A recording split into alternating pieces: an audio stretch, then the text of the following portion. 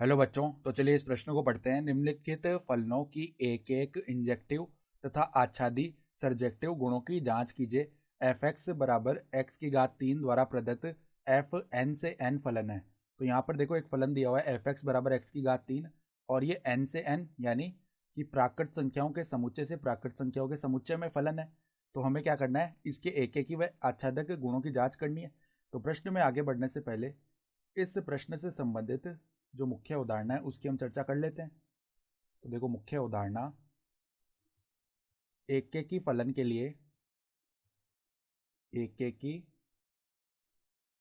लिए क्या होता है, यदि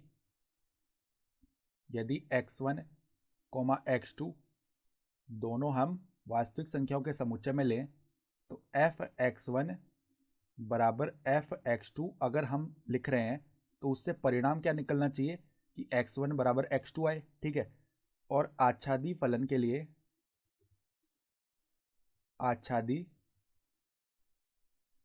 लिए सह प्रांत बराबर क्या आता है, सह प्रांत बराबर होता है परिसर के। ठीक है। तो पहले तो देखो एक की फलन है या नहीं इसकी जांच कर लेते हैं। तो देखो एफ एक्स बराबर में क्या दिया हुआ है, एक्स की घात 3 और ये फलन कहाँ से कहाँ है, एन से एन में है। ठीक है। तो अगर देखो हम x1, x2 इस प्रकार ले रहे हैं कि वो प्राकृत संख्याओं में से है, तो अगर हम एफ x1 बराबर एफ x2 करें तो यहाँ से देखो क्या बनेगा, ये x1 की घात 3 बराबर में x2 की घात 3। ठीक है। यानी कि क्या बन जाएगा, x1 माइनस x2 गुणा में x1 स्क्वायर प्लस में x2 स्क्वायर प्लस में x1 x2 बराबर में 0। ठीक है, ये बनेगा। तो अब देखो यहाँ से क्या परिणाम आएगा कि x1 बराबर में x2 आ रहा है। तो अगर x1 बराबर x2 आ रहा है इसका मतलब क्या हो गया कि f एक की फलन है, तो एक की फलन तो ये हो गया। अब देखो आच्छादी फलन के लिए जांच करते हैं। तो इसका जो सह प्रांत है, फलन का सह प्रांत हमारे पास में क्या है, n समुच्चय है यानी प्राकृत संख्याओं का समुच्चय। और इसका परिसर निकालें तो परिसर में इसमें देखो किस प्रकार के बिंदु आएंगे। परिसर लिखें तो यहाँ पर देखो पहले एक रखा तो एक की घात 3 1 बन जाएगा, फिर 2 रखा तो 2 की घात 3 8 बन जाएगा। ठीक है। फिर 3 रखा तो 3 की घात 3 क्या बनेगा, 27।